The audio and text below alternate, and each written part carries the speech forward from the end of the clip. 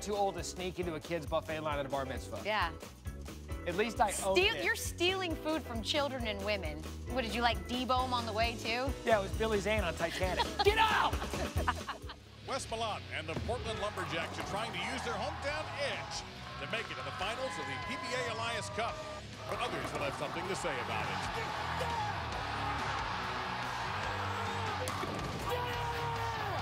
They're playing for the Elias Cup. We're down to the last four. The semifinals are right now.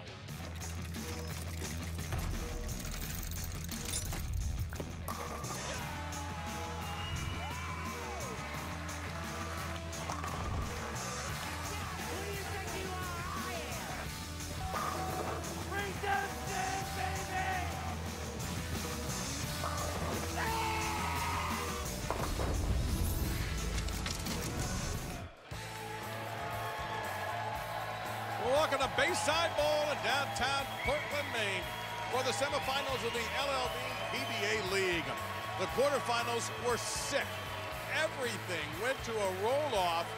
We had the number 8 Philadelphia Hitmen get by. The number 4 seed Dallas Strikers. They'll meet in our first semi. The bottom of the bracket saw the Silver Lake Atom Splitters win their roll-off. Same for the Portland Lumberjacks, the home team.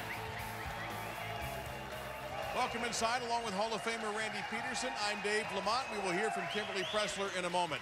If we learn one thing in watching those 4 Baker matches, it is so important, Randy, how the manager stacks his side. Absolutely vital that you position your strongest player in the anchor position to anchor the team. And especially important when you go to a roll-off, like every match did in the quarters. It happened with New York and Philly. Pete Weber got the first strike. Zerbinski gets up. Little shaker 10. Don Barrett would strike to match Weber, and then Smallwood, he gets the messenger.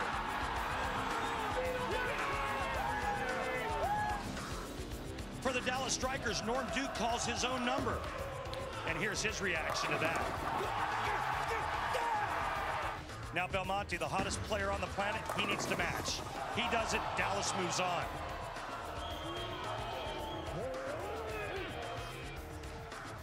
So you've seen all of that. Now let's meet the Philadelphia Hitmen.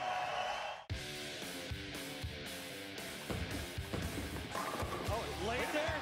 What? We're the Hitmen.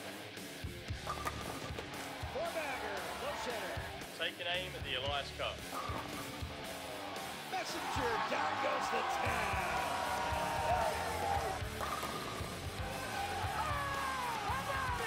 Hitmen. Hitmen. Hitmen. And now let's meet the lineup. First for the Philadelphia Hitmen, a 2-time member of Team USA. He owns 4 PBA titles from Marion, Indiana. Ronnie Russell.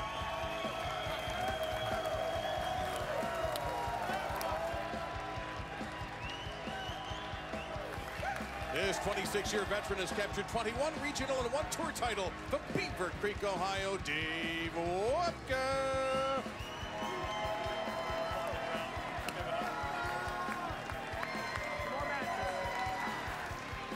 He is a 2-time PBA champion. Welcome from Avon, Ohio, Chris Loschetter.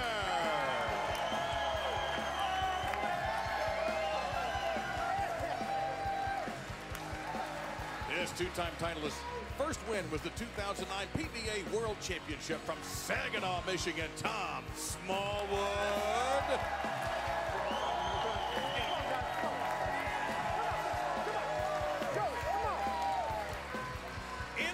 Position. He captured his 5th PBA title in Munich in March and won the 2013 PBA World Championship from Colchester, England. Dom Barrett.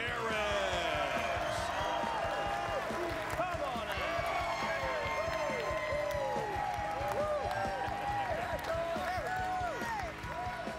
Managing the Hitmen is a 16-time titleist in both the USBC and PBA Hall of Famer. A 4-time major winner from Claremont, Florida, Jason Couch.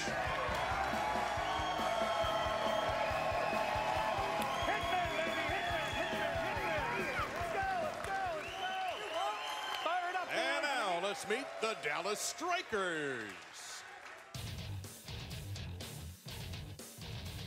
There's a reason we're called the Strikers. Boom! Who got that? Who got that? Defending champion.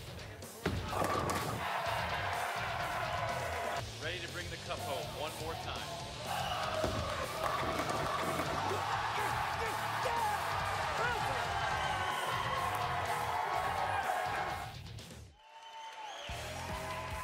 Leading off for Dallas, he owns 8 PBA titles and won the 2010 U.S. Open from Langhorne, Pennsylvania, Bill O'Neill.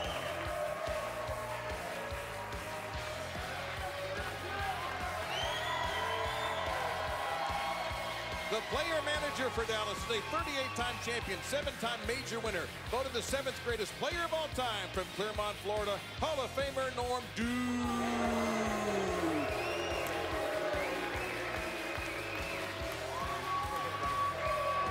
On his resume, 4 titles and 7 years on Team USA from Orlando, Florida, Rhino Page.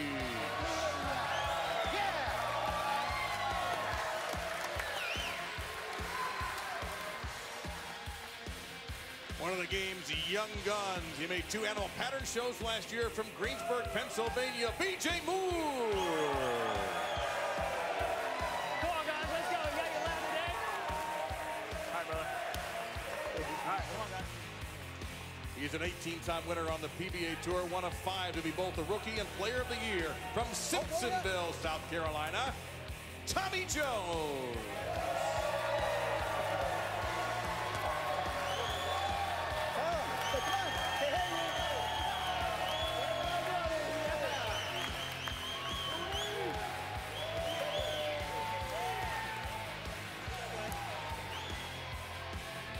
Joined laneside, Kimberly Pressler. Thanks, guys. I'm joined by both managers here. They're pumping up this crowd over here. Now, you both are from Central Florida. You both are Hall of Famers. Is there a little bragging rights going on here today for whoever wins? Oh, there's definitely bragging rights. It's always trash talking between me and him. It's on, Norman. It's on. Hey, any lineup changes? One lineup change. I switched Dom Barrett to the 5th position today. Oh, he's going to be anchor. Why'd you do that? He said he felt better today. I honestly don't think it'll get to the 5th spot at some point today, but I'll just put him there anyways. All right. Thank you so much, Jason. So, Norm, what about you? You think there's going to be a little bit of bragging rights if you guys win? Boy, it's going to be a long year for the loser, I can tell you that. Those folks at Clermont Lanes, they watch everything we do, and they know that we're passionate about, you know, the competition between each other, and hey, this is what it's all about. We can't wait, either one of us. Any lineup change? Yeah, a little bit. I went to B.J. Moore in the number 4 spot and brought Rhino down. All righty, then. You got some lineup changes. Let's see if it works out for them, guys. We're going to send it back to the booth. All right, thank you, Kimberly. Randy, any thought about the changes that were made by the 2 managers? Well, you know, I was talking to Jason Couch earlier, and he said that Smallwood didn't feel real comfortable today. And so he said, you know what? The logical choice is to go with Dom Barrett in the anchor position, put Smalls up into the number 4 spot. I'm not so sure what a big difference it makes for Norm Duke in Dallas to switch B.J. Moore and Rhino Page. All right, there was our format. Best of 2 Baker team matches. You win both games to advance. If you split the first 2 games, we'll have a 1-ball roll-off, which we had in all 4 of our quarterfinals. So basically what you're saying is expect a roll-off. Yes, I do. Okay. We've got 2 today, and yeah, I wouldn't leave early on any of these matches. So we'll get it going with Dallas and Bill O'Neill. And of course, Dallas, the defending champions in the Elias Cup.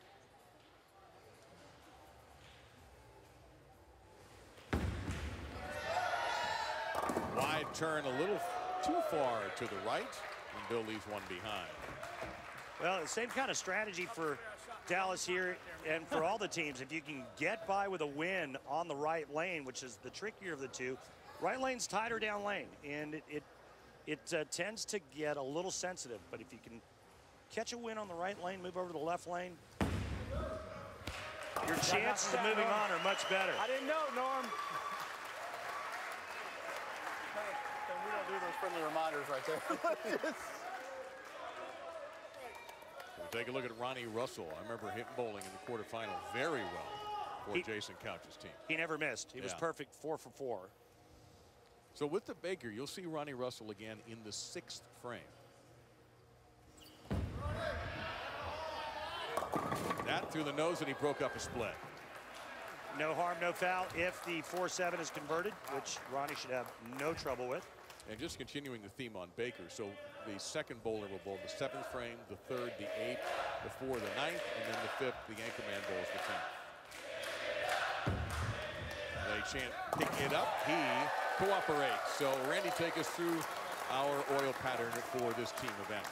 42 feet in length and friction to the right, oil left. So this is a pretty soft pattern for professional standards. We are using lanes 2 and 3. The reason for that is it helps us get more crowd, more people around this arena type setting. They're not booing, they're yelling Duke. Beautiful shot from the veteran.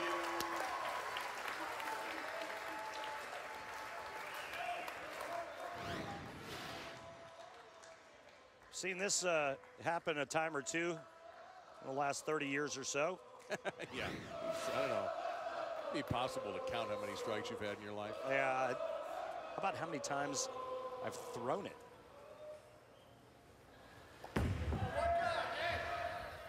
Big Watka, wide right, got the kick. Come on. Keep them cheering on that one. Going with the slow wheel here on lane 2. Comes in light and kind of caves the bucket in. But it's still 10. From the left side, Rhino Page.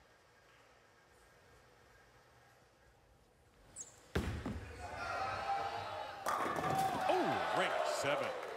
Good pitch there.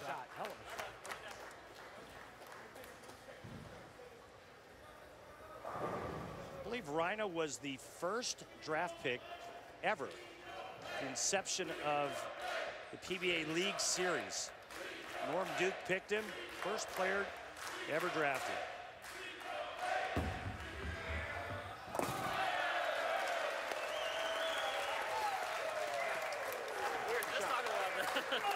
I'm like, well, you might as well just keep checking. What's also interesting about this particular series, this league, is these guys always compete against each other.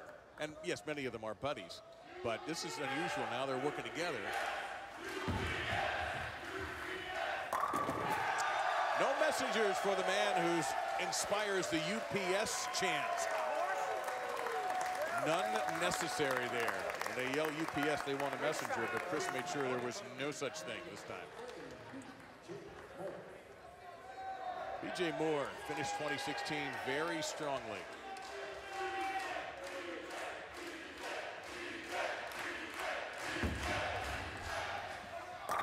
And you see why. Oh. Let's go. I'll tell you what, if anybody can make it come around the corner on the tight right lane, it's B.J. Moore. He's got more revolutions in his backswing than I do in my whole game. Here's Tom Smallwood.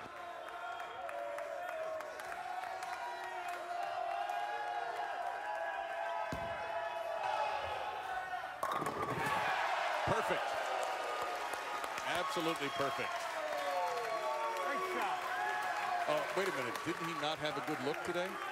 Well, it wasn't that he didn't have a good look. It was like, it was just like, well, I don't feel as good as I did in the quarterfinals. Okay. Tommy Jones loves the noise here in Portland. Tommy Jones loves this stage. Ooh, got a break there. That was not a pretty shot. Yeah, Tommy's not going to back down from anybody. Neither is Tom Smallwood. We talk about that all the time. But Tommy, a similar tough mentality. And remember, in the quarters, it wasn't necessarily how the team started. It was how they finished. We saw multiple games that teams would get off to a red-hot start and then lose. And it often would turn on one frame, or maybe somebody would open. And we did have opens in a lot of these games. And the other odd thing was, very often the team that opened would still somehow win, right, and move on to these semifinals. The anchorman, Dom Barrett. He's a guy that doesn't take much time. Uh-oh. Whoa. Come on, run it down. All right, I would ask, is this makeable, and how you would attack it? He just got a little soft and got it in and right through the nose for the 3, 4, 6, 7. Get it over here, throw that 3-pin over there. Nope. And that's going to hurt count.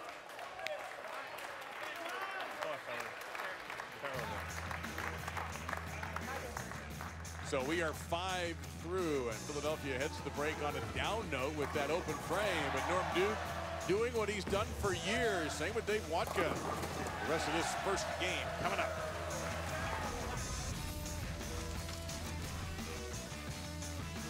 Aaron Judge. The guy is 6'7", 275. He's just gigantic. He can hit it out of any park in any direction. Sunday Night Baseball, Yankees, Cubs, tonight at 8 on ESPN. When we won the Super Bowl, we were finally #1. Now Tough Blade can say the same. Microtouch Tough Blade, the razor that gives you a year's worth of shaves for under $20, is now the #1 selling razor. Here's why. German-engineered stainless steel blades designed to last up to 4 times longer than ordinary blades. It just glides right through. I mean, these blades, I don't know what you make these out of, but they work. You can spend $20 and shave with these razors that don't seem to get dull. I don't know how they did it, but they do a great job. A micro-thin, non-stick coating to glide through the toughest beard, and wider, smart space blades for easy cleaning. A year's worth of quality, smooth shaves, and still for under $20. Why settle for second best when you can get German quality with the Tough Blade for under $20? You see this head? I got a lot to shave. At $20 a year, that makes a huge difference. It's great quality for a very reasonable price. Call 1-800-616-0550 or visit toughblade.com now to get a year's worth of shaving for just $19.99. Plus, as a bonus, you'll get our Microtouch trimmer for precise grooming around neck, ears, nose, and sideburns. Absolutely free. 20 years in the NFL, and I never settled for second best. Why should you?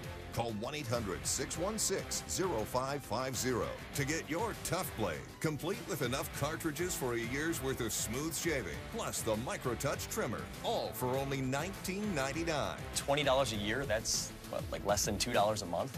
You can't beat it. You need to think outside the box. Don't just look at price, look at quality.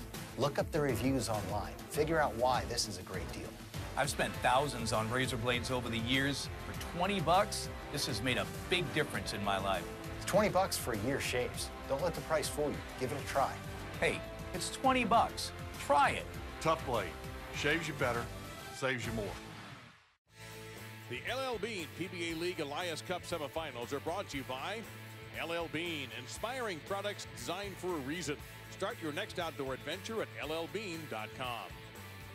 By HotelPlanner.com, the best place to book hotel rooms. Best rooms, best rate guaranteed. By the Grand Casino Hotel and Resort, the Oklahoma City area's premier casino resort experience. And by BowlingBall.com, celebrating 20 years online. It's where boulders go with free shipping on every item, every day. So easy for our crew to find picturesque locations to put the Elias Cup. That's what they're chasing here in the L.L.Bean PBA League semifinals.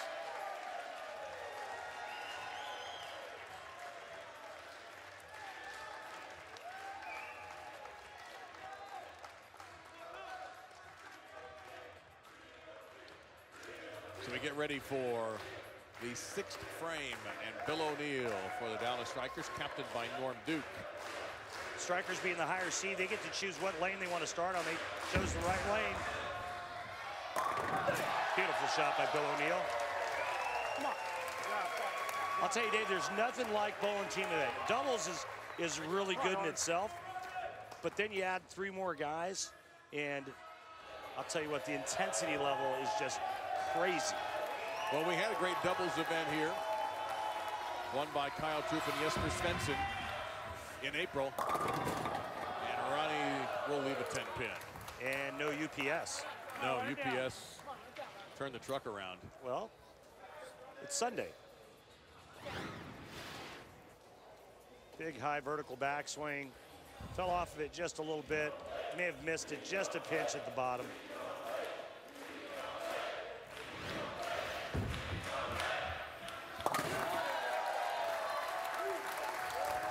We are even. That was firm and left.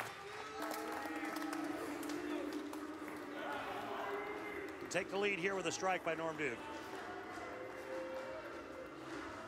Big shot. No, just a little tap on the 10 was enough. Yeah, just enough. That 16-pounder with a little angle for Norm Duke at that rev rate was all it took to snap the 10 out. How bad do you think this guy likes winning? Oh, his celebration in the quarterfinals was hilarious. Yeah, it was off the charts. He knocked out some air.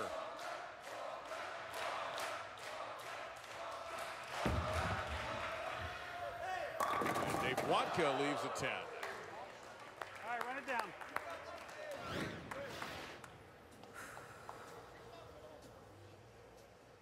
Boy, did it get quiet in here. What And you happened? notice it when it's quiet, too. You really do. Did they just run out of beer? It wouldn't be quiet if that happened. It'd be a riot. Come on, guys. Finish this game out. So that's all for Dave Wodka in this game. And Rhino Page now with his last opportunity to help the Strikers in this game. The number 3 position. Strikers working on a double. And you see their max 250. Last time up for Rhino threw a great shot, left a ring in 7. 2008 PBA Rookie of the Year. He likes it. Oh, he should have liked it. Wow.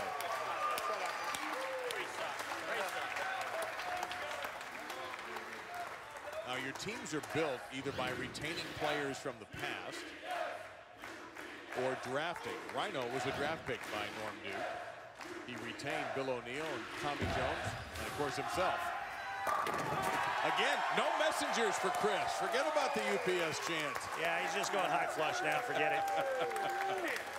So Rhino Page, B.J. Moore, who was on the team last year, was drafted again for Dallas. And for Jason Couch's Philadelphia team, he retained Don Barrett and Chris and Tom Smallwood, drafting Ronnie Russell and Dave Wodka, who was also on the team last year.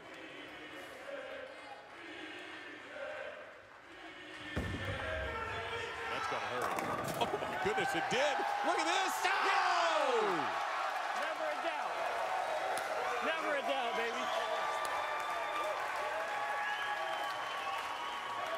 Come on, let's go, let's go. You gotta get loud in there. My gosh. That's our Barbasol close shave of the day. Oh, the messenger was coming across. It got redirected and rolled back into the 10. Unreal. Well, you said it earlier on his first shot. Who else can make a turn like that and make it count? And you see Tom Smallwood tried to emulate that shot, or maybe didn't mean to, but he leaves one behind. Shouldn't have cheated. That's right. And what did he mean there by say shouldn't have cheated? Yeah, he made a little adjustment, and he should have just stayed where he was. Our next match, we'll see the Atom Splitters, the Silver Lake Atom Splitters, featuring Chris Barnes and Jesper Svensson, among others, against the home team, Portland Lumberjacks. Game 1 is going to go to Dallas. The Dallas Strikers. I'm moving through right through it. They will switch lanes Yeah. for game 2. And if the Strikers win that game, they will advance to the finals to defend their title.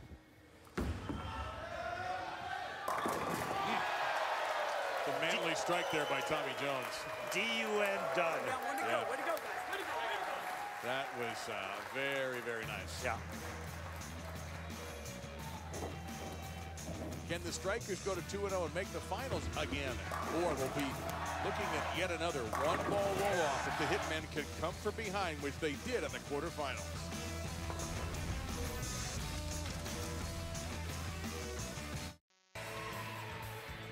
So we welcome you back inside Bayside Bowl in Portland. Game 1 goes to the Dallas Strikers over the Philadelphia Hitmen with a strong performance right in the middle of the match when everything went Dallas's way. They win it, as you see there, with a 236 to 196. 239, pardon me, to 196. So now next up, Randy, I wonder, do we have any lineup changes? What's the next move going to be? Let's find out as Kimberly Pressler is standing by with Philadelphia manager Jason Couch. Kimberly? Thanks, Dame. Yes, I am joined by Jason. So that lineup change you did at the beginning of the show didn't seem to work out the way you wanted it to. So what's the strategy moving forward?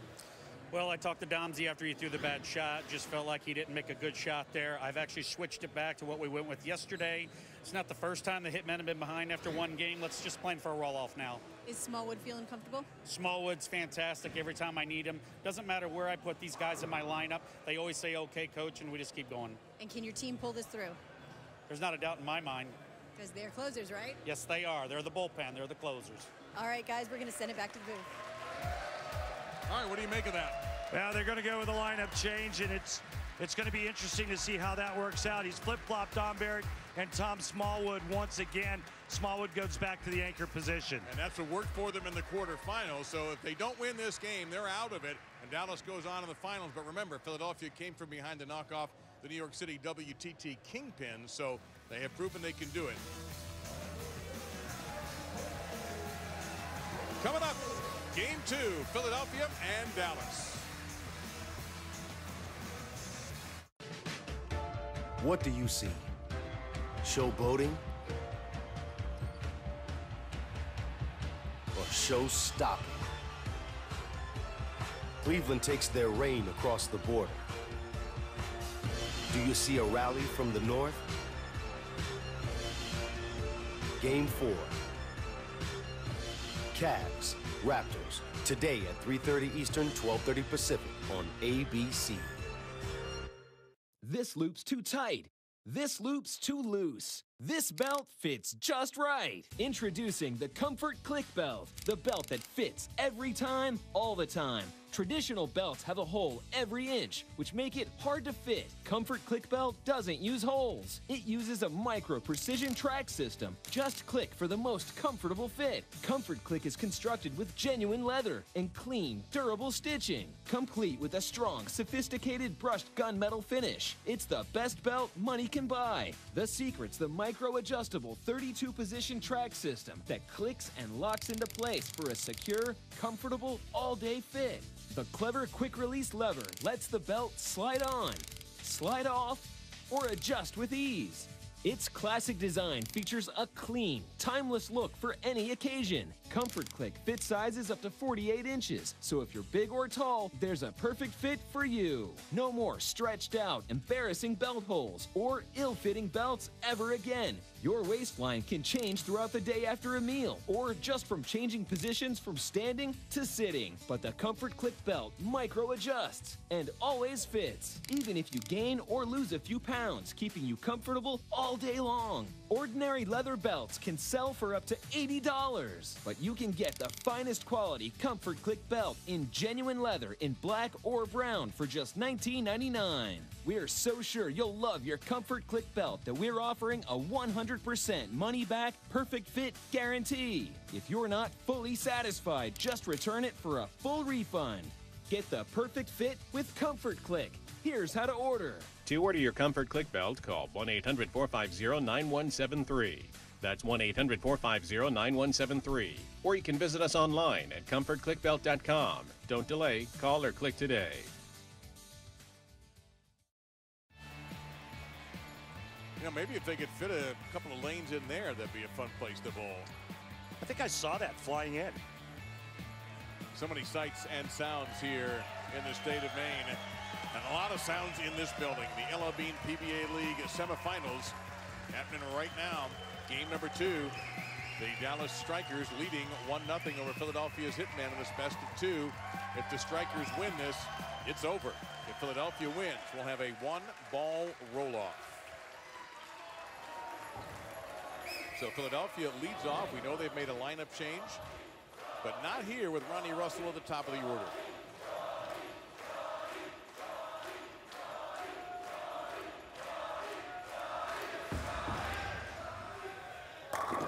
Let's give the crowd what they want. There it is, right there. The Hitmen move over to the right lane, which is the tighter of the two, and in the quarterfinals proved to be the tougher of the two lanes.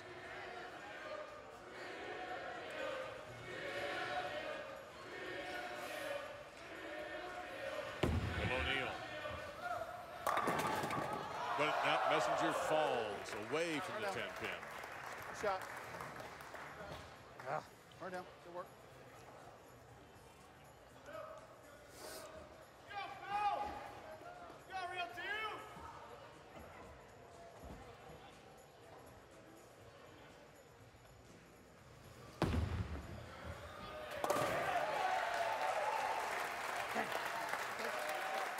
Yeah, a good shot by Bill O'Neal to start things off for the Dallas Strikers. Brings up Dave Watka.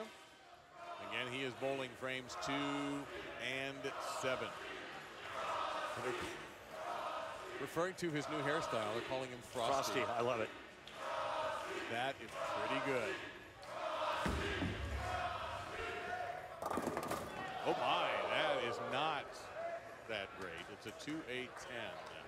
And that looked to be a little too deep for that lane. Yeah, that would work on the left lane for sure.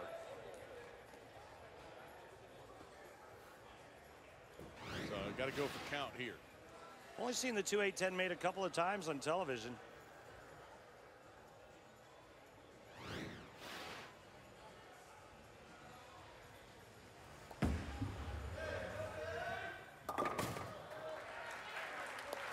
Come on, guys, pick me up. So Dave takes 2. Come on, pick me up. And here's Norm Duke.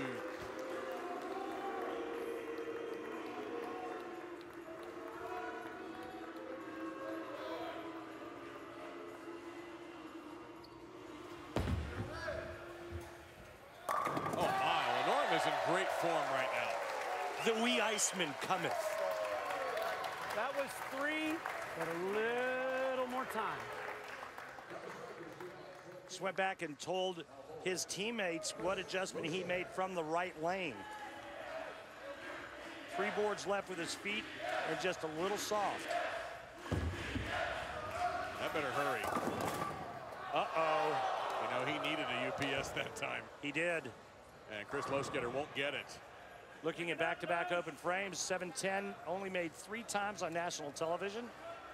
John Mazza, Jess Stayrook, the first one made by the great Mark Roth.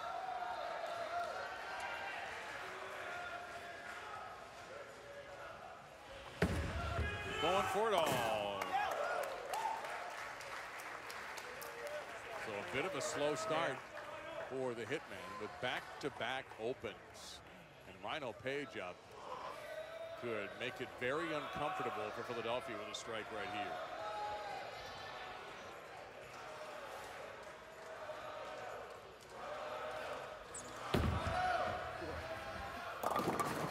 No. Instead, he's got a little work to do. Last thing you want to do when your opponent or opponents, in this case, give you a couple of openings. Rhino Page looking now to slide Make sure 1. the 3 into the 7. Get that bowling ball over here and throw that 3-pin right over there. Might have heard Tommy Jones say, make sure of 1.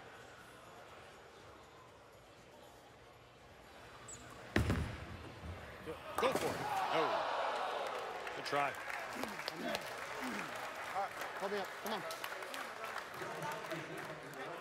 You know, Tommy Jones was referring to count. If he misses both, they would be down in count. Even though ahead in the game, they would have 46 in the 3rd. When he gets 9 like he just did, now they have 48 in the 3rd.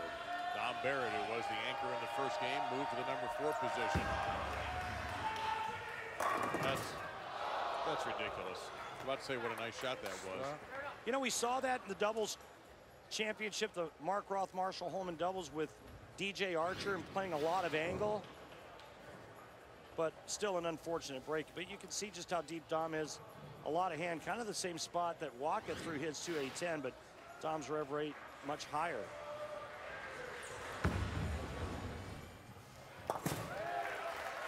So Ronnie Russell led off with a strike for Philadelphia, but nobody has struck since then for the Hitmen. But Tom Smallwood yet to be up. Now B.J. Moore. Remember, he had a little trouble in the quarterfinals on this left lane.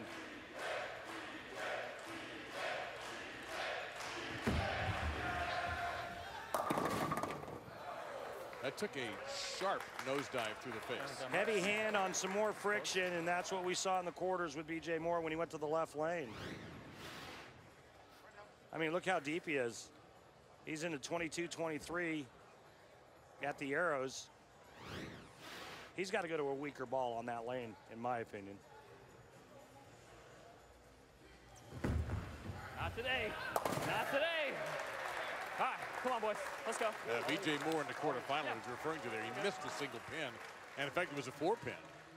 Now it's time for Randy Peterson's Track Tech Talk. And talk about a difference in styles with the two anchor players. You see the Tom Smallwood rolling it up on his wrist, very little backswing compared to the big high backswing of Tommy Jones. Both players with a lot of power and both great in the clutch. And Smallwood is up now, back in the anchor position he was in the quarterfinals. We're not done yet. Let's go. We're not done yet. And Tom Smallwood, backswing goes right into the pit. Yeah, hit the landing hook and laid there. But get it glued in. Fine.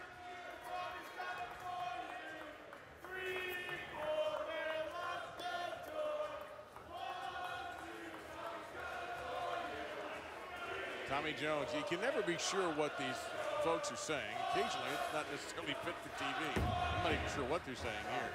That's a rough shot for Tommy. And I don't think the noise bothered him. You guys use that one. No more. Because if it leads to that, I don't want to hear it anymore. Bill O'Neill telling the crowd, change the chant, because if it leads to shots like that, he doesn't want to hear it. Yeah, I couldn't honestly pick up on it. I couldn't understand it. Yeah, it had numbers in it. I know that. That's about all I can tell you. And Tommy will take care of that 6-10.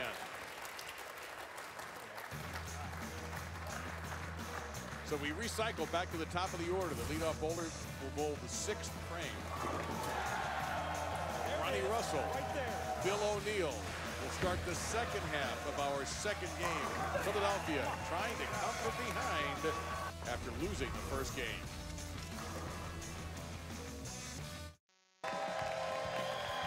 The PBA Network is your one-stop resource for all the ways the PBA communicates with its fans.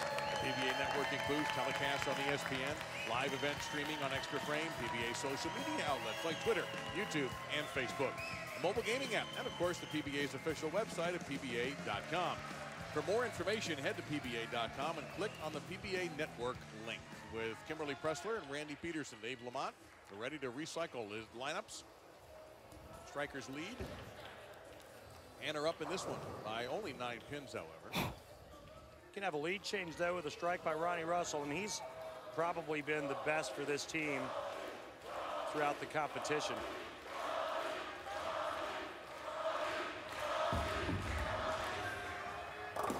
Light. Wow, that looked pretty good, and it never came off the spot. Pretty good strategy by Dallas Strikers, starting on that right lane and getting through it. 2-4, 8-10.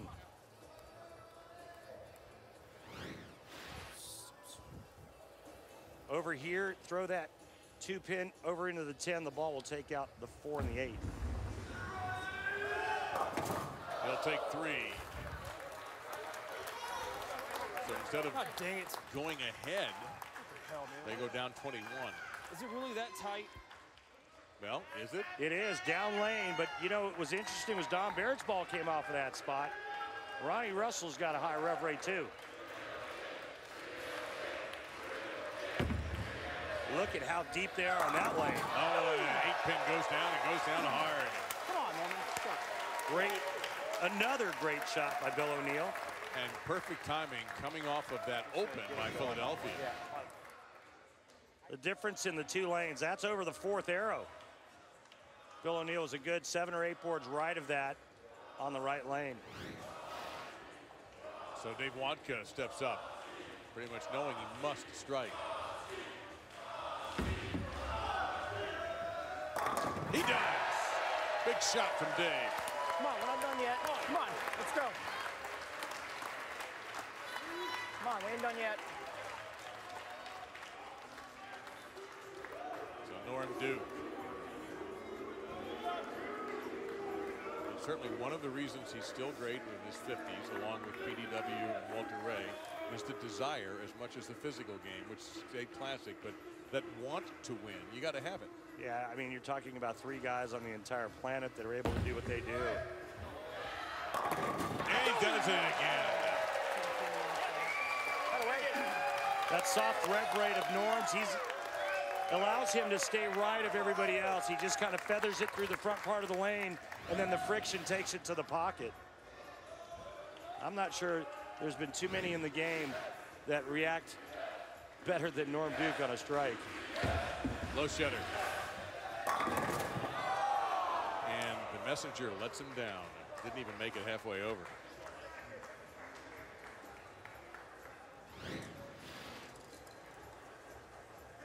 Loesch playing the right lane the right way, in my opinion, going straighter. Half 10 all but puts an end to their run. It would be the first time in this championship series we won't have a roll-off. Marring something really freaky. Yeah, you can see the disappointment on Loesch's face.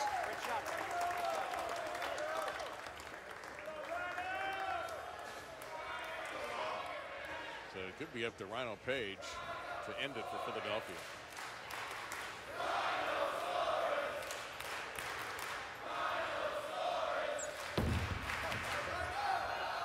Oh, wide left. Spare it up, buddy.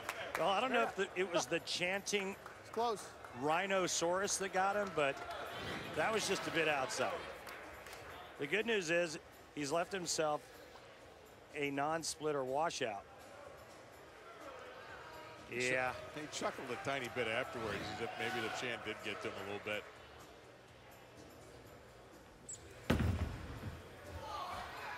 Pretty. Yep. Well done. There wasn't anywhere he threw that, and I wasn't going to go on. A little snug, huh? Because by those first two, I had no idea the ball was over now. Not bad. Come on, BJ. So Dom Barrett, and you see the max scores. Yelling Dominator.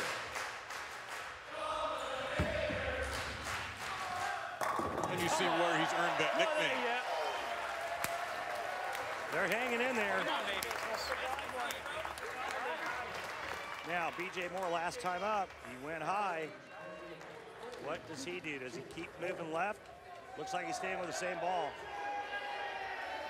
He left a 4-pin last time.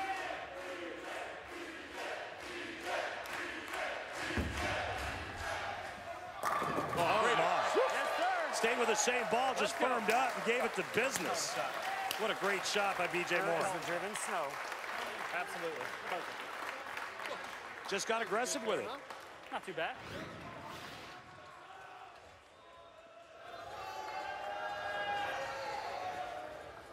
Gave it a little bit more room to the right. Beautiful shot. Got to have it to have any chance. Game over. And That's close. Dallas Strikers, close. the defending champions, will get a chance to defend that title for the Elias Cup. With whom will they play next? The Silver Lake Atom Splitters or the Portland Lumberjacks? That is our next match.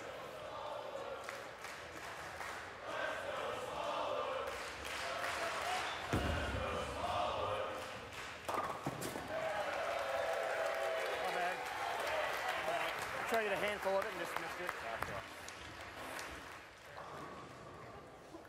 Smallwood's got one more shot. Just want you guys to know I appreciate you guys.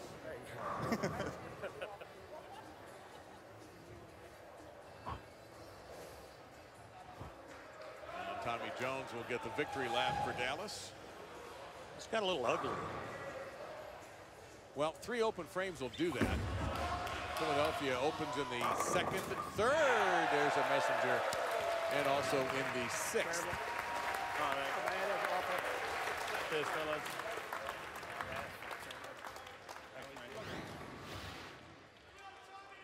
The little UPS for Smallwood, little flying UPS.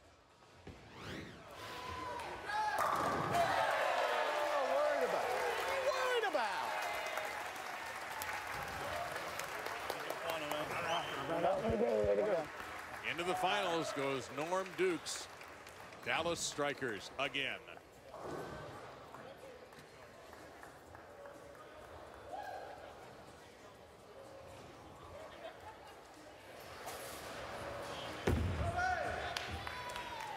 As a ringer, doesn't matter. Dallas is in. Kimberly is standing by with Norm Duke. All right, yes, I'm with Norm. I just saw you with your team. What did you tell them? I told them, way to go. Way to go and one more. So you guys are moving on to the finals now. How do you take this momentum of shutting out the Philadelphia Hitmen and move forward? You know, that's what we've been doing, is riding momentum from last year. Honestly, we're just kind of trying not to wreck that momentum. I think that would be the catastrophic thing. And we've tried a couple of times, you know, where we've given them a chance to yank it from us. But luckily, right now we're just on a roll. We got to continue that roll because these guys are probably not going to give us an easy of a match. Yeah. Probably not. Thanks so much for your time. We'll let you get back to that group right over there. Guys, we're going to send it back to you. All right, Norm, thank you for your time. Kimberly, thank you as well. Now, Norm Duke leads his team. He bowled exceptionally well. You got to lead from the front, as they say. B.J. Moore with a big shot there, and Dallas has moved to the finals. The L.L.Bean PBA League Elias Cup semifinals are brought to you by The Main Thing Is You, original. Get inspired at MaineQuarterly.com. By Shipyard Brewing Company, family-owned and making world-class beer on the Portland, Maine waterfront since 1994. Enjoy your Shipyard responsibly. By Geico, 15 minutes could save you 15% or more on car insurance. And by liveandworkinmaine.com. Browse and apply for jobs at Maine employers today. Get started at liveandworkinmaine.com. There you go, some of the lobster traps that make Portland a popular destination because you can't beat a Maine lobster. Today's Columbia 300 fun fact, with nearly 67,000 residents, Portland is the most populous city in the state of Maine. The state capital, for example, Augusta, has about 19,000 residents. And it's felt like 19,000 in here with the great crowd noise we've had during these team matches. On to the finals, the Dallas Strikers. You'll see them in a week at 1 o'clock on ESPN. But who are they going to play? Will it be the Silver Lake Atom Splitters or the Portland Lumberjacks? And Randy, not surprisingly, it took roll-offs in those two quarterfinals also for Silver Lake and for Portland to come through. And Silver Lake has a powerful anchor man. Yeah, Jesper Svensson, he got redemption when they got to the roll-off. He had a chance to finish Motown, didn't get it done. But in the roll-off, well, check out the reaction. Parker Bowe needs to do the same. Leaves that little soft 7. Brooklyn Styles are out. Same kind of thing for the Portland Lumberjacks. It goes to extra frames. Big West Malott flushes it. Now it's up to Anthony Simonson. He's got a match. Throws a great shot. Leaves a ring in 10. Motown's eliminated.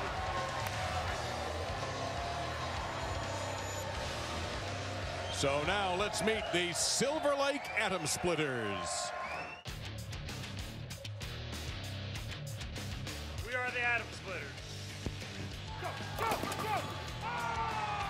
The team that knows how to get it done. Oh, baby! Yeah! The two-time Elias Cup champions. Oh!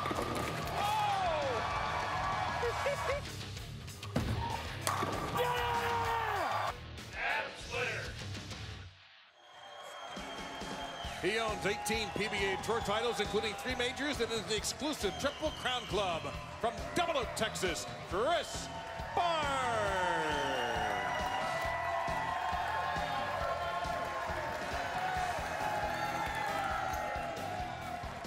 The winner of 7 PBA regional titles, he finished 3rd in last year's U.S. Open. From Houston, Texas, Sean Maldonado.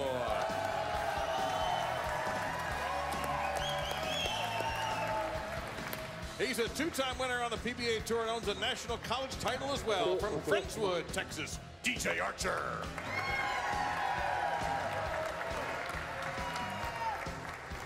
In the number 4 position, last year with the finest of his career with 4 TV finals and a win at the PBA Wolf Open.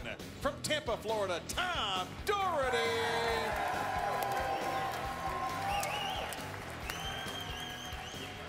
The Anchorman has 6 PBA Tour titles and last year became the youngest winner of the Firelake PBA Tournament of Champions. From Sweden, Jesper Svensson.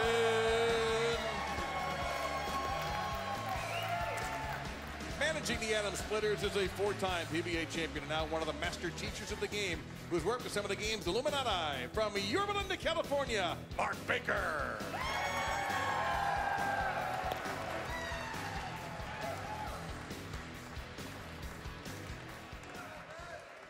And now let's meet the hometown team, the Portland Lumberjacks.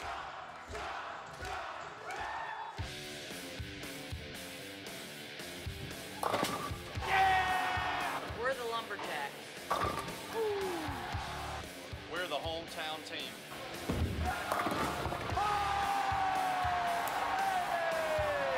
Ready to chop down the competition. What do you got, Portland?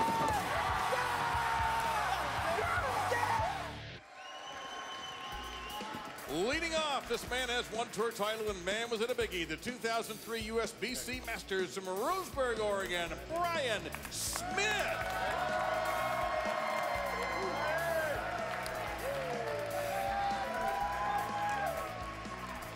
She has 21 titles on the women's tour, including an amazing 8 majors, including last year's U.S. Women's Open. From Cheektowaga, New York, Liz Johnson.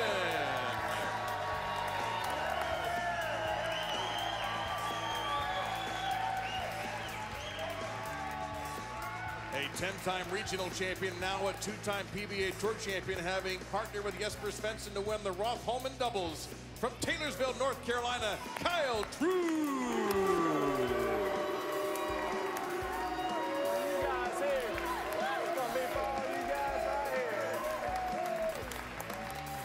7 times he has held the winning trophy aloft in his 10 years on tour, including last year's extra frame Maine shootout right here in Portland. From Cheektowaga, New York, Brian Simonelli.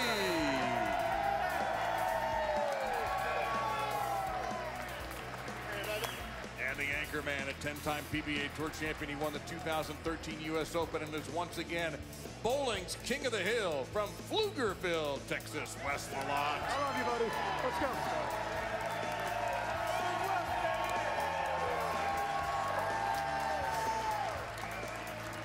The manager of the Lumberjacks is one of the game's most popular and respected figures, a 5-time Amateur Bowler of the Year, 3-time World Amateur Bowler of the Year, a Nittany Lion. He is Tim Mack.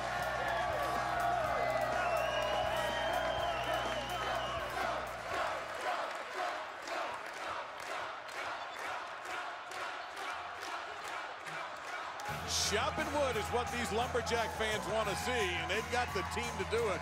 But standing in their way, the Atom Splitters. Get ready. You don't have to cue these fans. They just get going. The second of our L.L.Bean PBA League semifinals about to begin. And this time, the hometown team is in the middle of the mix. The Portland Lumberjacks against the Silver Lake Atom Splitters. They rooted for him earlier in competition a month ago when he was going for the doubles title. But now Jesper Svensson's on the other side. He's standing by with Kimberly Pressler. Thank you, Dave. So Jesper, once again, you are sitting in the important role of anchor. Can you describe what it's like to come up here onto the lanes in the 10th frame with all the pressure and the fate of your team on your shoulders? I mean, you know, that just means that the team has a lot of trust in me. So, I mean, I know they got my back no matter what, but, you know, it's just about going up and trying to throw the strike you need. Sure is. All right, thank you so much for your time and good luck to you. Guys, we're going to send it up to you. So modest, Jesper, for an assassin to the pins. He's just cool. You know what I mean? He's just like the epitome of cool. What's your name, Jesper? What do you do? I strike a lot. Yeah, if you looked up cool in the dictionary, there'd be a picture of Jesper, probably releasing it at the foul line. All right, with that old-fashioned picture of him behind him, here's Chris Barnes, the future Hall of Famer. Talk about distracting. If that was in front of him, he probably wouldn't be able to pull the trigger on this shot. Well, in the quarters, he had a tough look. Doesn't take long for a guy with his mind to make the adjustment. Barnesy moves in on that right lane, open the lane up. Silver Lake, being the higher seed, manager Mark Baker decides to start on that right lane and get it out of the way. So here's Brian Smith in the leadoff position. In the quarters, he did not lead off. Liz Johnson did. Beats the hook. It did.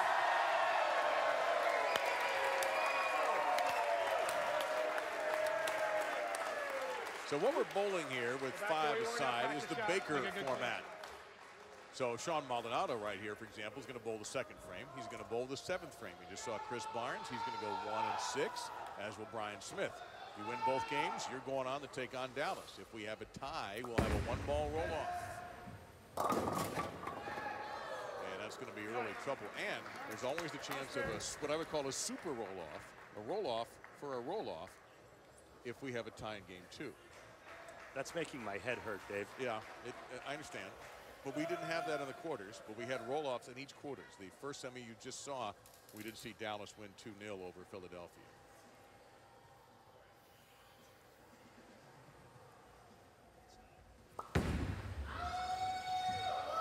And Maldonado, as you might guess, you know, you really almost never see a pro miss that shot.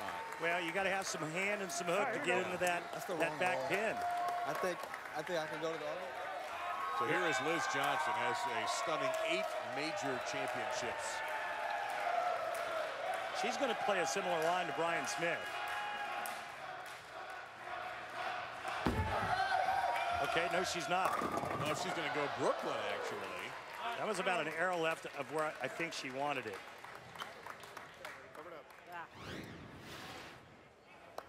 I thought for sure this would be right of first arrow, or second arrow rather.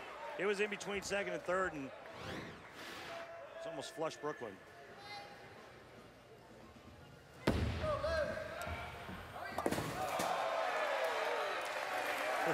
Safe. I talked to her earlier in the quarterfinals. She said, you know, it's tough when you're only throwing 2 shots and you have to wait so long in between shots. Yeah, she won't be back until the 7th frame.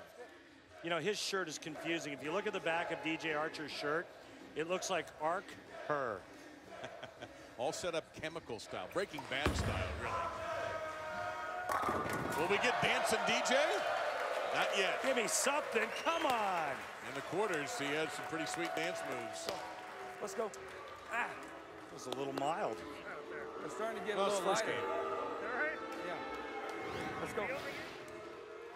Well, in the doubles tournament, he had trouble getting the corners out, left a solid 9 as well, but a little shorter pattern. He can get his ball to face up the right way. Kyle Troop. You know, here's another guy who is so well adapted to this setting. The doubles champion along with Jesper Svensson. Crowd loved him then, and the crowd loves him now. Nothing like a professional bowler with confidence. It's the kind of guy you want on your team. Tom Doherty.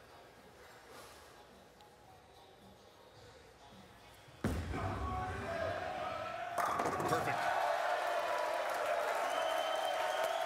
He's looking up to the mezzanine going, hey, what about me? Where is my chant? No thumb, rolls it up on the wrist. 5-star.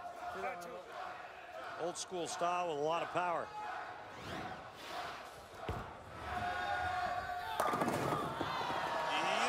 No, Ryan Simonelli just missed that messenger shot behind the 6.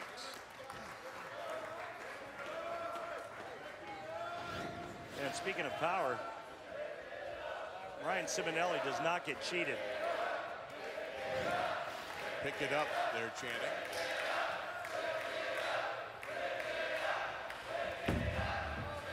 He does.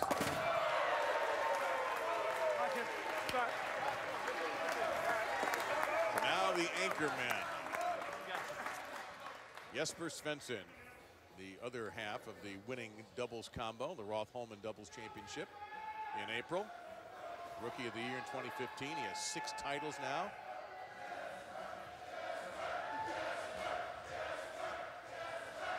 Even the Portland fans are rooting for him.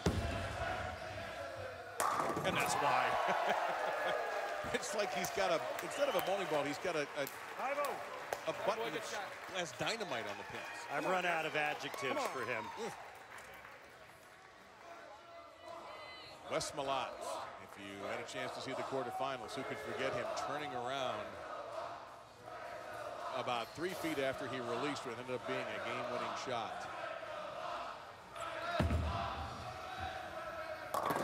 You'll want to watch that one. 10 down. So both anchors come through. And the Lumberjacks, however, are down 20 as Mark Baker's Atom Splitters up against Tim Mack's Portland Lumberjacks. The home team down 20, but plenty of bowling to go in this first game.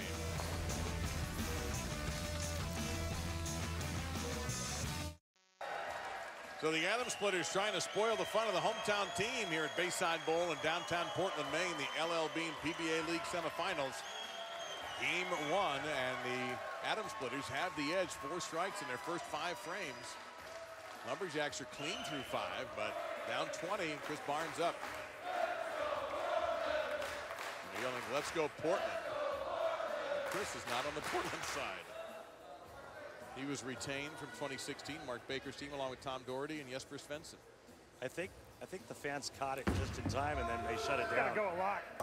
It did, Chris. No way. How did that strike? 2007 or what? 2007, baby. I just hang around you guys, my ball hooks more. Yeah, I think everybody was kind of surprised that this one got back, but Chris put a good touch on it. And nice reaction. Great pin carry. So Brian Smith's got a counter. Old tour roommate of Chris Barnes right here. That could be huge. Let me steal your line here. It's not how, it's how many. Those bad racks. Well, he got it left into the hooking part of that left lane, and you can see that ball had sparks coming out from underneath it.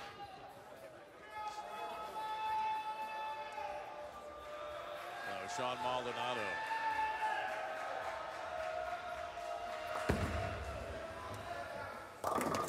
Oof, 2-8-10.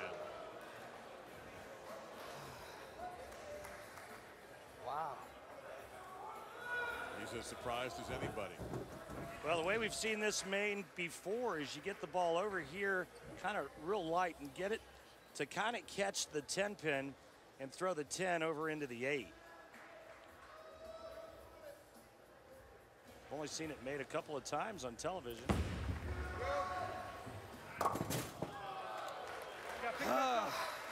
Let's put it this way. I've made the 7-10 split more times than I've made the 2-8-10.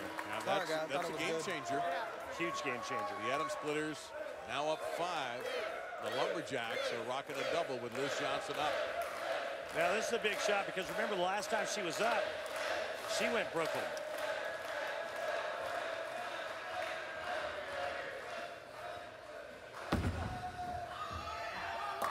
Not this time. Oh, no. I thought that 5 was going to take the 7 out. That's a terrible break. She made the nice adjustment. Good shot. Made a good shot. Messenger goes across. Rips the rack here. Look at that 5 pin right in front of the 7. Even tapped it just a tiny bit. They could have taken the lead with that strike. Easy. All right. Right shot. Way to go. All right, you 2 on the bottom. Let's go. So DJ Archer, who a powerful strike in his first appearance in the 3rd. Now this will be his last in the 8th, unless, of course, there's a roll-off to break a tie. The Atom Splitters trying to get back in stride after 4 straight strikes interrupted by an open frame.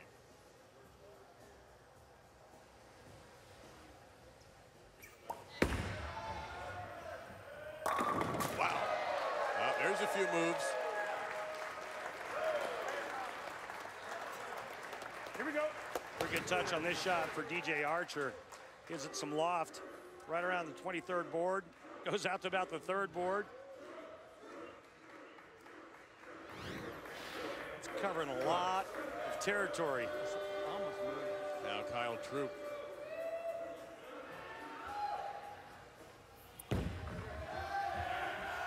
Oh, man. Absolutely electric shot.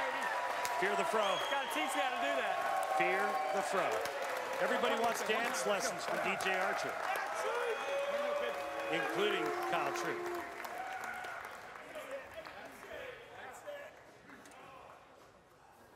Let's go. Tom Doherty, you see the max scores. The Atom Splitters have the tiny edge there. Okay. You ready? Okay.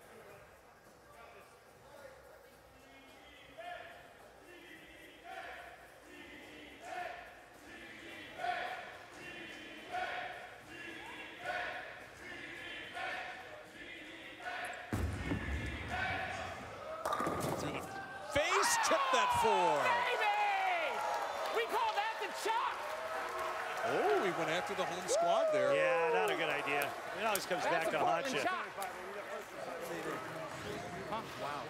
This is a great break. Working on a strike. Tom Doherty, a little inside of target. Before pin gets nudged and goes down. Ryan Simonelli bowling very quickly here. Oh, my goodness. Just wiped everything out in its place. Never know, never know, never know. Now, watch this shot by Simonelli. Watch the follow-through. And then watch the result. Oh, my goodness. All right, it's going to come down to the anchor bowlers. Remember, we talked about it in the open. This is one of the best in the business right here for the Atom Splitters. And he leaves a bucket. That really changes everything. Pick it up. Go. On a spare.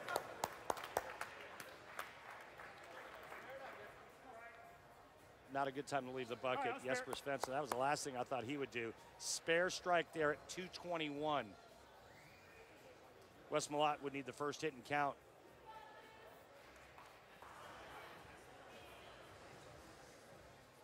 But this is not the easiest to pick up. You've got to pocket that. He does it beautifully by going right Hit at the pocket on this one. Hit the pocket. Give me 9 right here. Get him on here. Here is our hammer tough spare replay, and this is a tough one. Everybody in the building shocked that Jesper didn't strike out, including myself. But he has brought Portland back in this opening game. I mean, he just needs 9 on this. Actually, 9 or 8 will force Wes Malott to get the first hit. Well, he recovered nicely. All right, here we go. All right, here we go. It's fair. Come on. It's up to big Wes Malott again.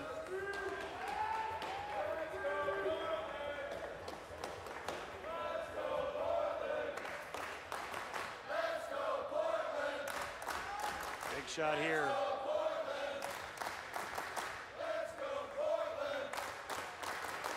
Must strike on this ball. Or the Atom Splitters will grab game 1. And it's not quite ready. They either got to go. Just commit to it. Just commit to it. No. You're the best, It's man. them. Are they going to keep going or are they going to stop? Keep it going, keep it going. Right here. Yeah, you know what? It's the silence that bothered him, I think.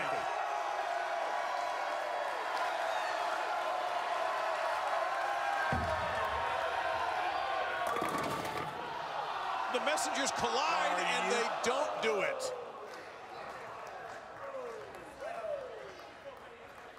So despite You got a better game. You need a better game. Unreal. that was really weird because he had 2 messengers and they bumped each other off. The pins trying to mix themselves up, but that was a high flush, solid 7. Well, it sure looked like a good ball when he threw it. It was just a pinch high. Could have struck. Still should have struck. And you heard Tim Mack say yes, still should have struck. So the Atom Splitters narrowly will take this first game and put the home team in a hole.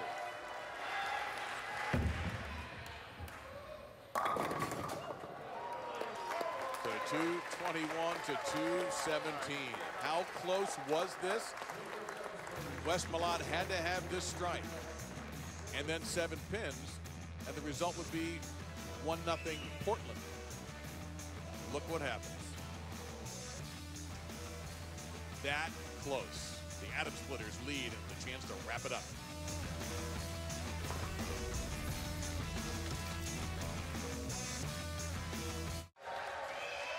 The balcony, the mezzanine here at Bayside, the L.L.Bean PBA League semifinals.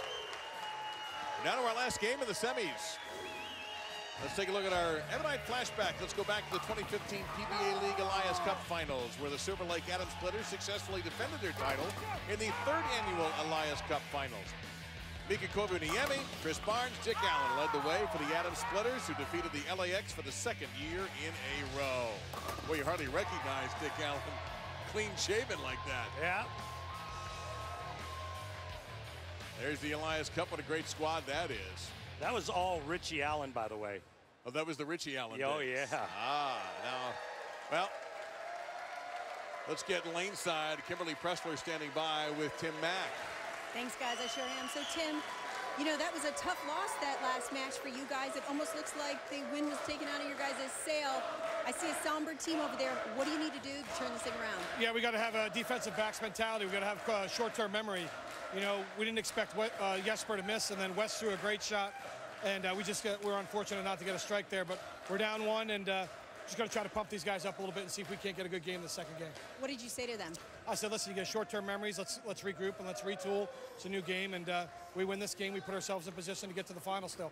All right, well, we'll see you guys next. Guys, send it back to you. All right, Tim and Kimberly, thank you very much. So Tim going back on his football background. No lineup changes, we understand, for Tim's team, and I don't think Silver Lake's going to change anything either. So game 2 is next. High atop Bayside Bowl here in Portland, the L.L.Bean PBA League semifinals down to their last game. Should Portland win this game, they will force a one-ball roll-off with Silver Lake. But if Silver Lake takes it, our finals are set. Silver Lake versus the Dallas Strikers. With Kimberly Pressler, Randy Peterson, Dave Lamont here. Thank you for joining us. And Brian Smith leads it off in game 2 for Portland. With a 2-8. Not surprising. Going over to the tight lane, and that's what our players are going to see every time they get to that right lane from the left. A little softer speed for Brian Smith the next time up. Should take care of the 2-8. Pick it up chance coming from the crowd here, rooting for their Lumberjacks. Oh, no. Push. Oh, no is right. Well, I just talked about how most pros make that, and unfortunately, that's a tough start for the Lumberjacks. Not what you're looking for, especially when you're down. Now, these guys, the Atom Splitters, they're going from the tight lane to the Sahara Desert.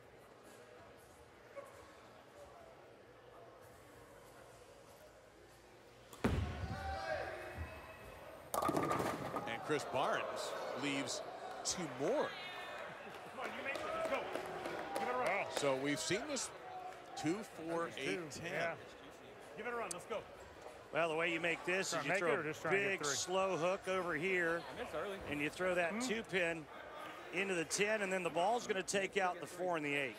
Now you heard Chris ask, should I make it? Just get 3. Just get 3. Just get 3. Go for it, man. We didn't come here to lay up. Well, that's what DJ Archer was saying. I didn't hear if Mark Baker had an answer. Chris is a guy who can make these kinds of shots. Looks like he's going to go conservative here. He tried to make it. Like I said, we didn't come here to lay up, team. Hey, here we go, back on. give me the 3-1. Going for it. Back on. I mean, not for me. I moved a couple more left than it did. I probably could have thrown a little slower than I did. So that brings Portland right back in it with Liz Johnson. Lumberjacks actually in a lead. That's going to be a soft 10. Can I just go back to the Chris Barnes first ball? Absolutely. He threw a good shot. It was the wrong lineup, but he didn't throw it bad. And that's the discussion that he's having with his team right now. I mean, could he have gotten a little softer? Sure. Could he have gotten maybe a little bit farther right and had it pick up? Yeah, but he didn't throw a bad shot. Just wasn't the right lineup. Well, Liz made all her spares today. All single pins. So, but the guys that got it right were soft, and it came off at every time. I think it was. I think it was bad. That's fine. It's just a little tight. It's a little tight. I throw the same shot, it'll strike. So Sean Maldonado now up in frame number 2.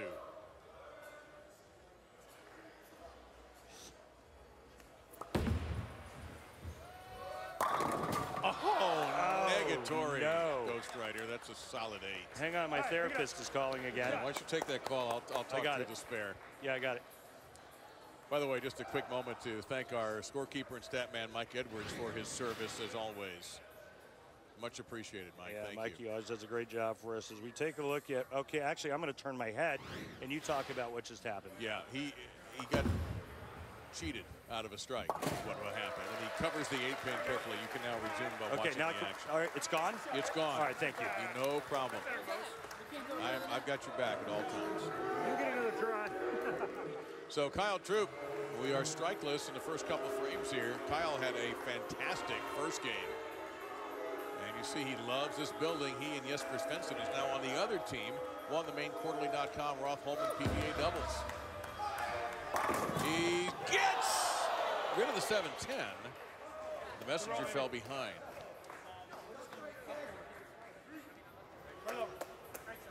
But he and the fans have started a nice love affair here that I'm sure will continue with future trips.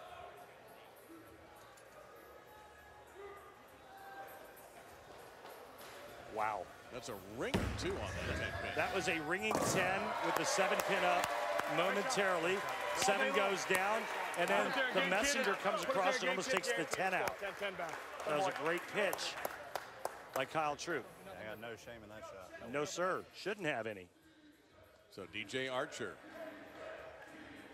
How many boards left do you move if you're DJ Archer? I mean, he was curving the right lane. How about Augusta? Does that sound like a good place to start? Sure. Maine, not Georgia, I mean. Yeah. Bam. You know what he did there? Looked like he backed his hand out a little bit. First strike of the match. Come on, TD. Come on, brother. Right back on it. Right here, TD.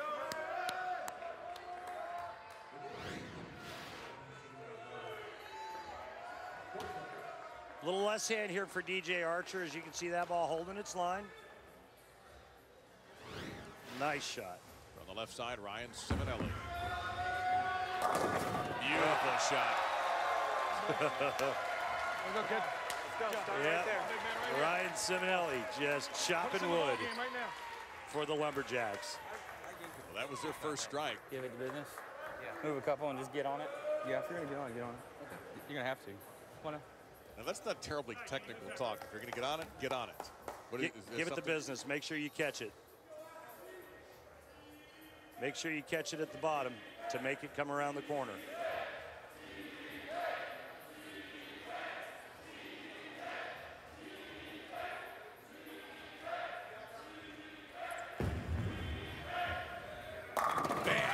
Boy, he gave it the business. The ball stuck to the 8 and 9 pins. It looked like it hit Velcro when it got to about 40 feet.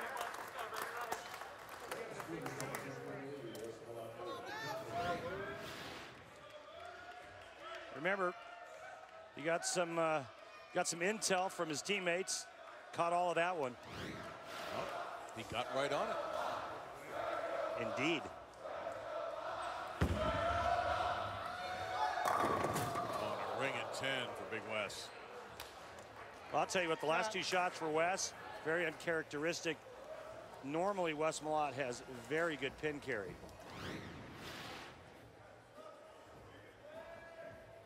Another really good quality shot here. 6 goes around the 10. You don't see that a lot from Big Wes because of his ball roll.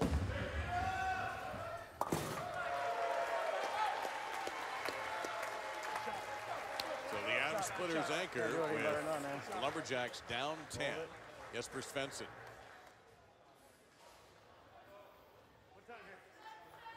Big shot coming up. Chance to expand the lead. Youngest, yeah. If we're both thinking the same thing. Youngest player to ever win the TSC. Oh yeah. I'm telling you, he owns dynamite caps. There's something there. Because those pins are not treated fairly by Jesper Svensson. So the Adam Splitters have gained a command in this second game. If they win it, they will move on to the championship against the Dallas Strikers. Can the Lumberjacks come back? PBA's Extra Frame is your home for exclusive live coverage of the PBA, PBA 50, and PWBA tours. So May 7th through the 9th, Extra Frame features live coverage of the PBA 50 tour from Farmingdale, New York. Then May 12th and 13th, move on to Fountain Valley, California, and the PWBA tour. Don't miss any of the action. Click on the Extra Frame link in the menu section of PBA.com and sign up for a yearly, monthly, or 3-day subscription. So we go, by the way, every once in a while, my partner Randy Peterson will drop by this broadcast, so that always makes it more fun. Now we go to the 6th, and Brian Smith, the Lumberjacks down 20. Tracked all the way, beautiful shot. Yeah, there's a great quality shot by Brian Smith. They need to get something going, trailing by 20. I don't care what they do. We got to strike.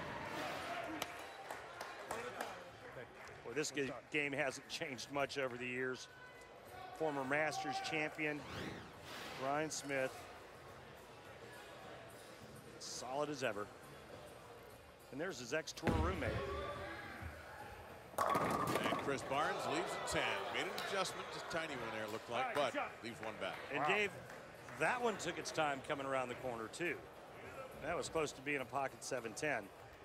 Remember that big hooker he threw on the right lane that he was surprised it hooked as much as it did? Does that show the difference in the lanes? Well, he was farther right on the right lane. You know, he's moved way in on this lane because there's a lot more friction. Remember, his first shot on that lane, he went 2-4, 8-10. That one he probably just got a little softer with it to get it to come around the corner, and it didn't. Let's go. A lot of frames. We got to start this over. One thing Portland hasn't had in this game is a double. We'll see if Liz Johnson can fix that. I think this is the biggest shot of the match right here. Oh, she doesn't like it. Big pull again. Yeah, she immediately stood up straight and kind of grunted a little bit after she threw it.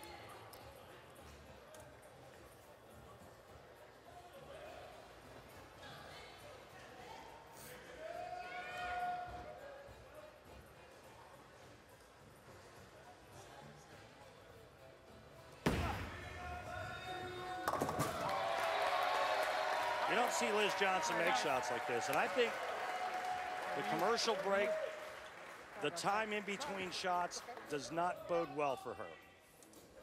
I think she gets tight. John Maldonado. Go. The messengers aren't there in this game. Yeah, it's just coming in late. You got this on the spare. Last time up, he left that solid. I can't say it yet. Yeah, I understand. It was a number in between 7 and 9. Right, and then this time it's just a little shaker 10. And gives the Lumberjacks still a little bit of hope. That gives them a lot of hope. Big hope now. Might not be too early to remind you that if the Lumberjacks win this game, we will have a 1-ball roll-off. 7 pins now. Big shot coming up. Lumberjacks need to take it off the sheet. Max score 218 for them, 225 for the Atom Splitters. Now, I want a quiet center for Kyle Troop. He wanted noise. Gotta have it. Oh. Wow. That was a good shot, but it just breaks loose late, and their chances now running out for the Lumberjacks to get into the finals. Another nice looking shot by Kyle Troop, and it just breaks loose and leaves a 4-pin.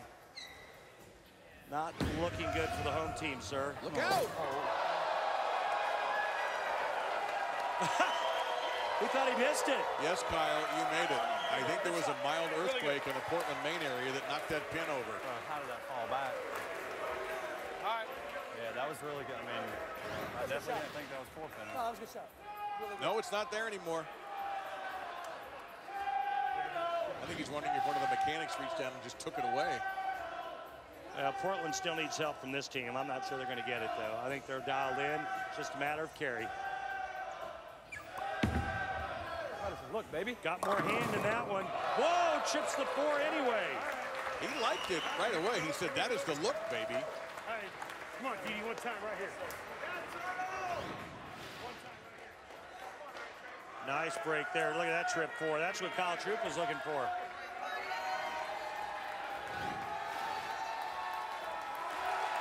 big shot here.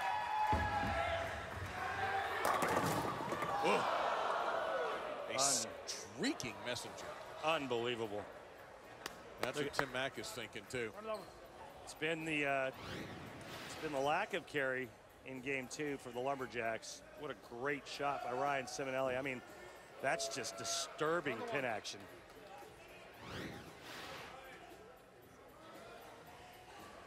Time running out for the home team.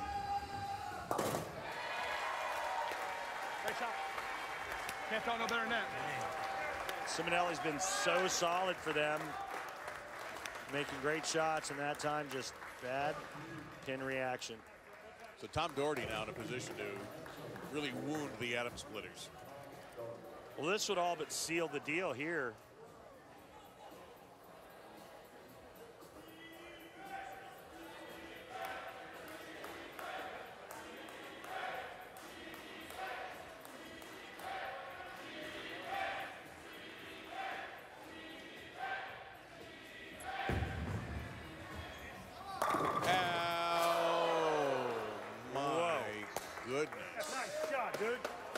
Outstanding shot. Thank you. Excellent. Pick it up. All right, 5-0, you got this. Come on, 5-0. Wow.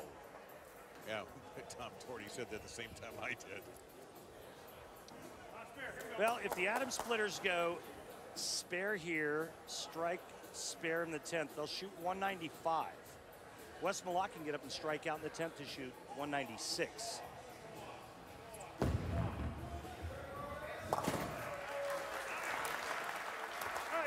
Here we go, 5-0. I mean, come on, really? That's pretty good.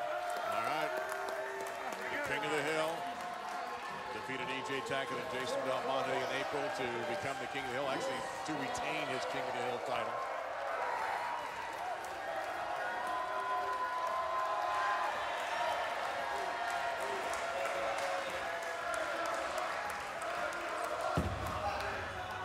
Boy, that's got to go. That skidded right on him. Absolutely pathetic. He didn't throw it well. You hear him say it, pathetic. He did not throw it well. He got it right early and quick. Yesterday to that.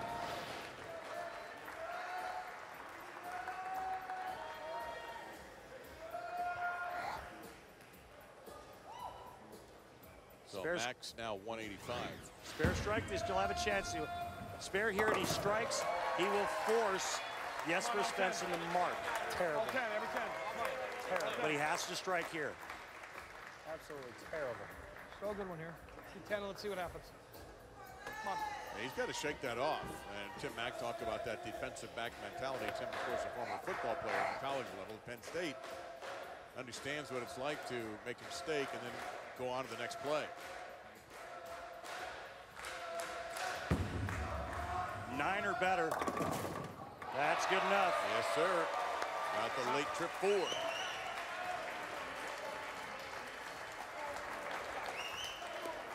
All right, big man. Any kind of mark for Jesper. The Atom Splitters are back in the finals once again. And we would have a matchup of the last 2 champions. The only team with multiple wins in the Elias Cup.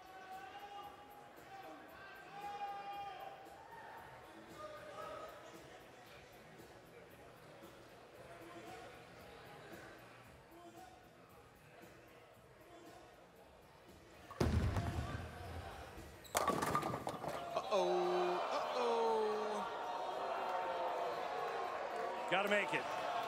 All right, you got this. Slide it over. Slide it over. This is unbelievable. We certainly expected more out of Svensson. Really, how's that happen? And there you see Randy's Come on, Jess. keys to picking this up. Now he's got to shake off the bad memory right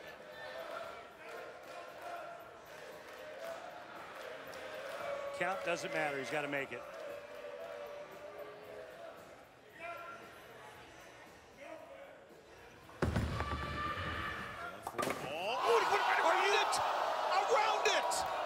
No way!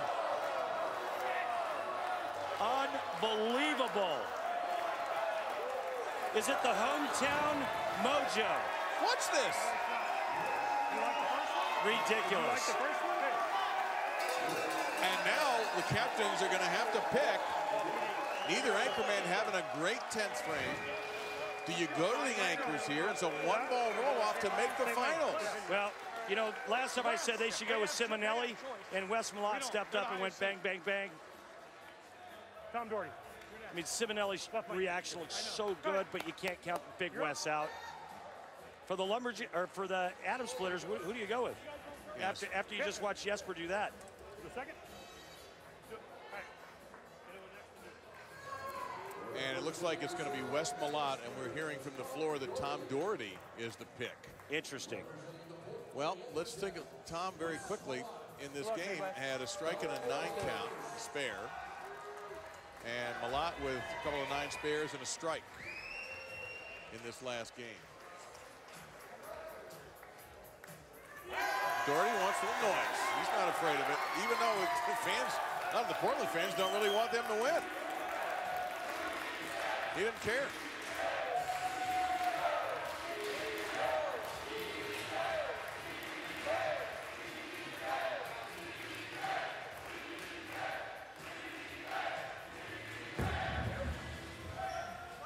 Absolutely perfect. Hey, you got this? Wes Malott has to match that, or the Atom Splitters make it to the finals. If he does match it, the managers will have to pick someone else. Great shot by Tom Doherty. Up to Big Wes once again.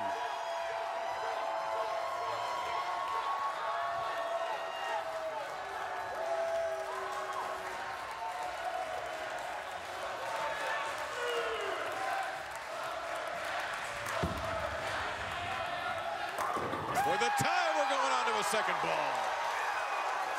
Up next, Jesper Svensson. No questions. Let's go. Do you think about Troop, who's had a good look? You go with Simonelli next if you're the Lumberjacks. All right, we'll see what Tim Mack does. Svensson, who had the big shot for the Atom Splitters in their quarterfinal roll-off. And it will be Ryan Simonelli. But first, Jesper Svensson.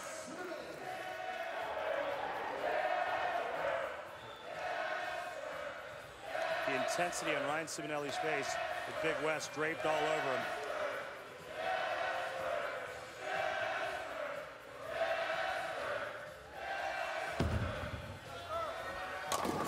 No, 9. Simonelli strikes, and it's over, and Portland advances to the finals. The Ryan Express, ball in his hand, 10 in the pit, they go to the finals. Less than 9, it's the Atom Splitters. For the win, it's over!